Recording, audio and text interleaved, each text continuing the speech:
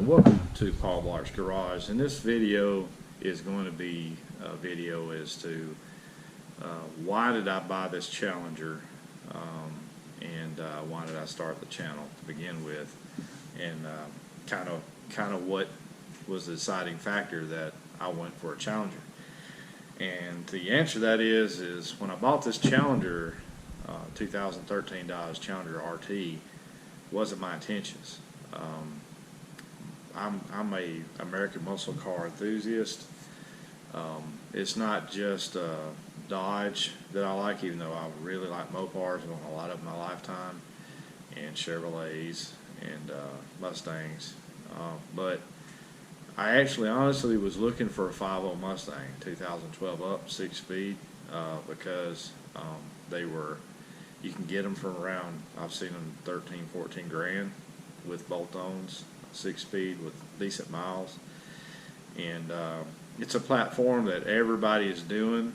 And where I live at in Alabama, there's like tons on Facebook buy and sell trade parts for those cars, like nearly brand new, where people change their mind, or they sell the car, they wreck it, run into crowds. But no, it was going to be an easy platform, and for me, because the parts were cheap, and there are abundance of them. And kind of like Mopar now. I mean, they're giving so much incentives now that just about every swinging ding-ding within a block radius from where I live at has one. Matter of fact, I can go and walk 2 doors down, and a guy has a Hellcat that he took it somewhere and had some kind of Super B kit put on it. And he's got a 392 Scat Pack that he had a Super B kit put on it.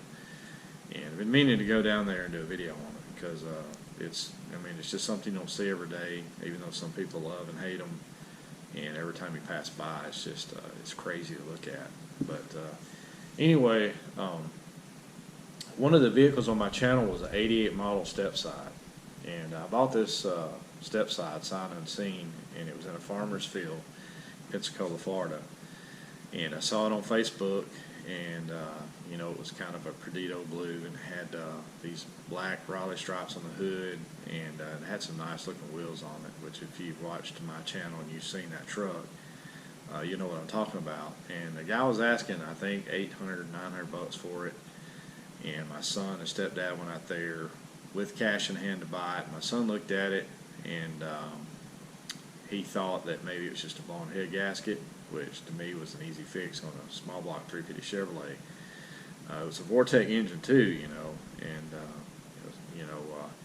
so anyway, he called me. I had to work that day, and he went out there and looked at it, and he said, "Man, it's in this guy's field," and he said the body looks straight. It's got a few dents and stuff in it, not any rust that I can see. The frame looks good, and he said if all that's wrong with it is a head gasket, he said it only been sitting about 3 or 4 months. I thought, well, maybe it didn't fill the cylinders up with water, and maybe we can get it broke down. I can hone the cylinders out and bring it home, and we can get it running. As you know, it took me about 6 months just tinkering on it, working on it here and there. It's sitting in my garage, in my driveway. If you follow my channel, you'll see the truck, its transformation.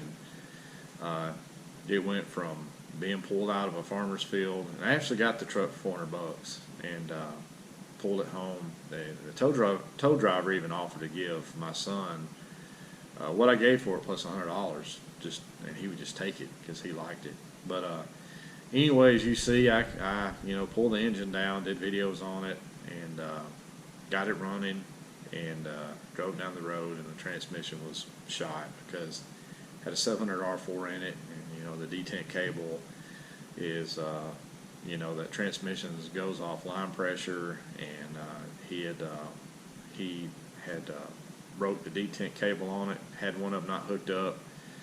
As y'all know, that's what works the line pressure in those transmissions, and he drove it and blew the transmission up. So then I ended up putting a 350 turbo swap in there that was kind of half butt done, and but worked, and ended up needing a 9-inch tail housing off a 350 turbo vehicle or transmission to put on it to make everything right on it. And I never really got around to doing that, but I got it to where it run, and just kind of got tired of the project.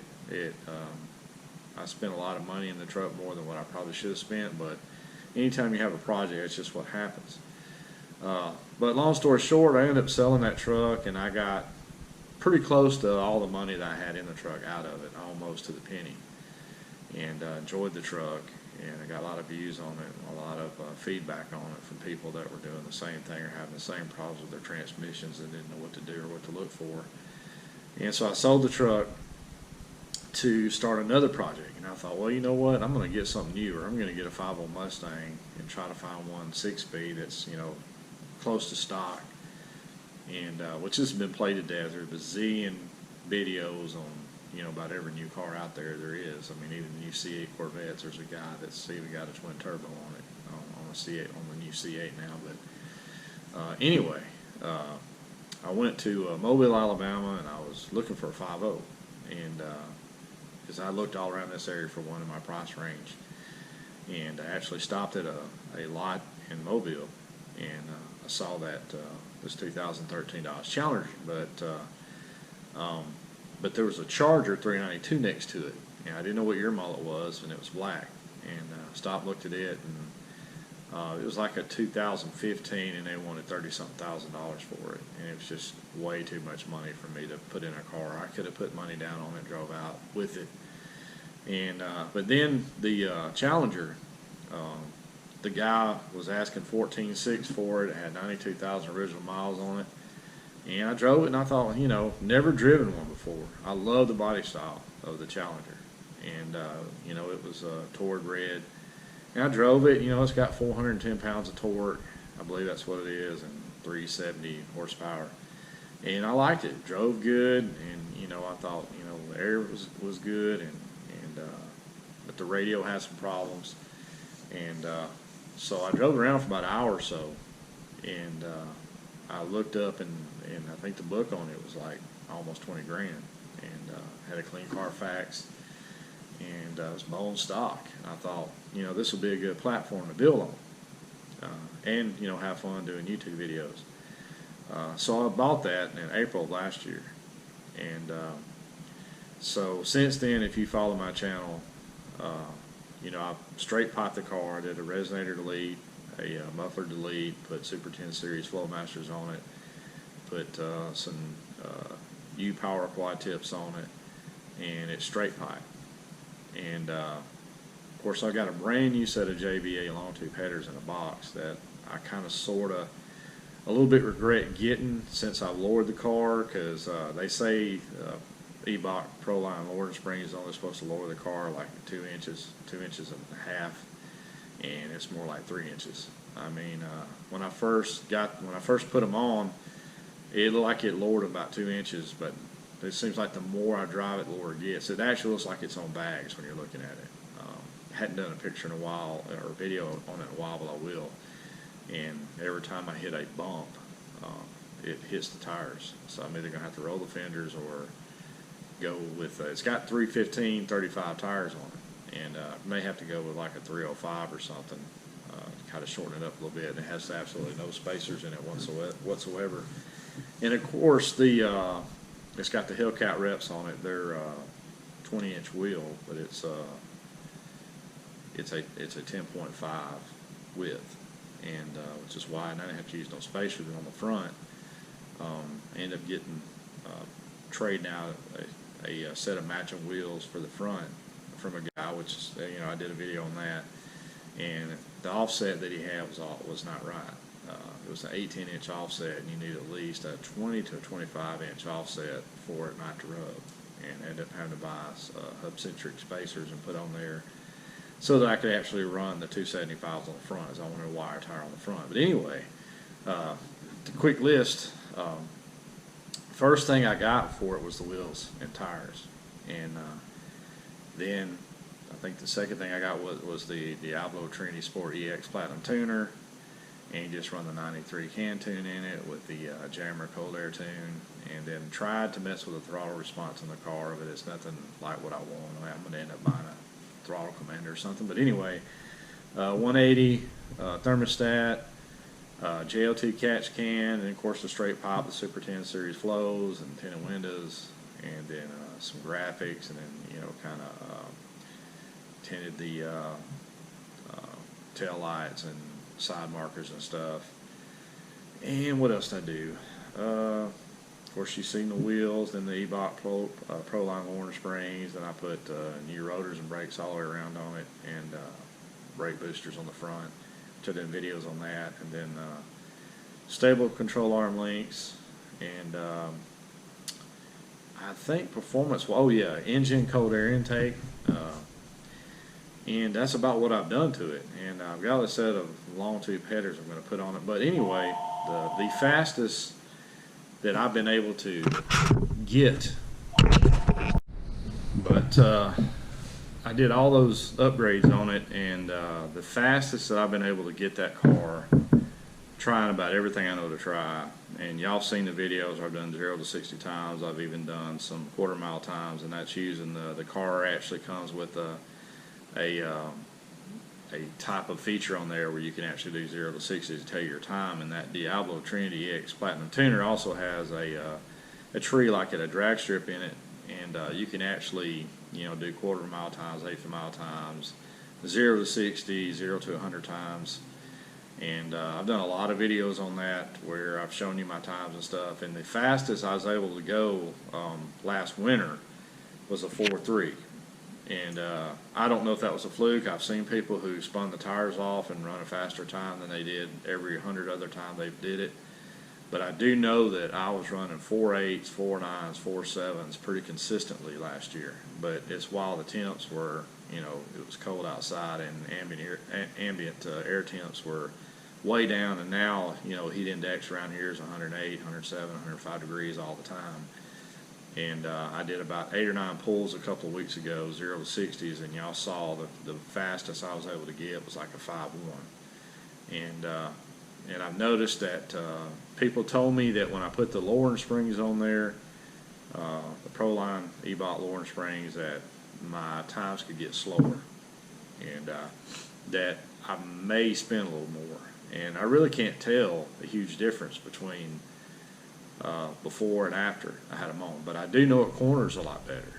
When I'm going in and out of traffic and weaving in and out of traffic, which I don't condone doing that, but you know, it is what it is, and it handles a lot better, and I love the way it looks. I get comments on it all the time every time I come up, you know, pull in somewhere. I love the car, and I really love the car, but honestly, after watching a lot of videos from people like Hemi Fever and Modern Red Hemi and RT Life and Racer X, which has a Hellcat and a 392 Scat Pack, and Demonology, which everybody knows has one of the first demons ever sold that he races, now it's built, and Donnie RT, and I'm just naming some that I watch on YouTube that have RT 5.7 cars that's put every single bolt on you get on there minus nitrous or a supercharger. And they're fast, but they got as much money in those cars now with all these bolt-ons as they would if they would just bought a 392 Scat Pack. And I used to get pissed off when people would make videos, and when I first bought this RT, you know, when you buy something, you really want it to be special, you really want it to be something. And people would talk about it, had these 392s and these Hellcats and stuff. And I said, you're saying that now because, you know, you got something better. But before, watching your videos and you first got started, had RT, you thought it was the best thing since sliced bread. But now it's a piece of crap, you know, because you got something better. And before you're making all kind of excuses for it. But just honestly, I understand why now. Because, you know, I've put quite a bit of money in there. And really the only other thing I need to that I've seen videos on, I've seen the dyno results, and I've seen races.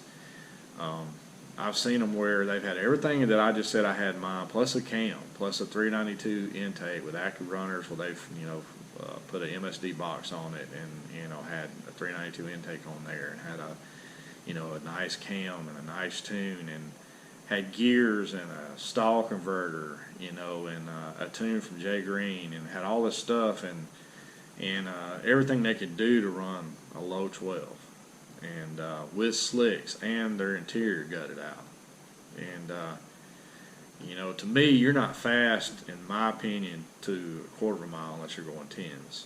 That's just, I mean, that's just me, a guy that can drive back and forth to work, run a 10.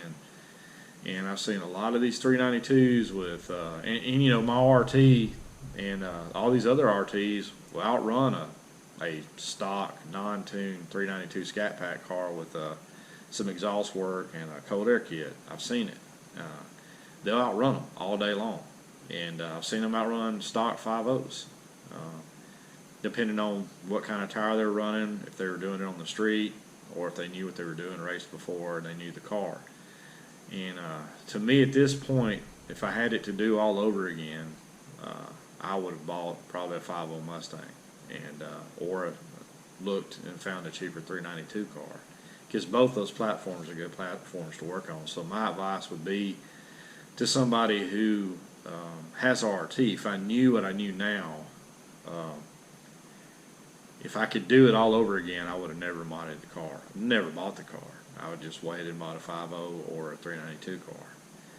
And that's just my opinion, though. And I'm probably going to get a lot of hate from, diehard Mofar. Are you going to buy a 5.0? But it's American-made car, and I like everything American-made, and I am a car enthusiast. So it doesn't matter.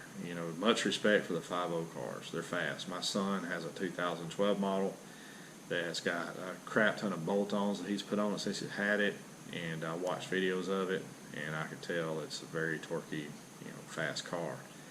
And I can't wait for him to come down here. Hopefully, I haven't gotten rid of mine or sold mine or traded mine off, and I get a race in on him to show y'all, because he has a lot of suspension upgrades. I don't.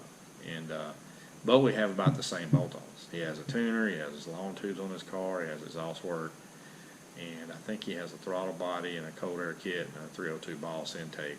And but anyway, but my advice to people, if you're looking for just a cruiser that you can get around, you're not planning on doing any street racing, you just want something fast where you can pass people going down the road when you get ready, and something that drives good and looks good and you're going to get compliments on, the 5.7 liter RT car all day long. I love that car. I do. But if you're looking for something, you're going to go out here and you're going to match 5.0 cars, and that's got bolt-ons, or 392 Scat Pack, or the Camaro SS or something like that, then stay away from the RT. I hate to say it, I own one. It's in my driveway. I like it. I like to sit here and blow smoke up your butt and tell you, get the RT. Put $10,000 in it, and you're still just going to be matching a stock 392 car. That's just it. That's just the facts. And it's heavy, and it takes a lot to get horsepower in those cars. I know I'm going to get a lot of people hating, and I understand. I want to support my car, but it's a RT 2013. But I'm just being honest. I would have to cam it, which those 5.7 liters are bad about the lifter tick. Every one of them gets it. I'm waiting for mine to get it 100%. I thought I've heard something before, but not sure. But with that MDS, multi-displacement system on there, it's a matter of time. If you idle somewhere like the police did, a lot of police officers complaining about their Chargers and stuff, engines seizing up in them because, they sit and run radar and do paperwork on the side of the road with it running, the air conditioner going, and those needle lifter bearings drying out and wearing a lobe off on the cam, getting misfires, and the motor just not running. And, Dodge knows it's a problem, and they don't want to address it because it costs them millions of dollars to fix it. But that's just what's wrong. It's just a problem. But anyway, sorry about the phone. I'm not getting up and answering this time.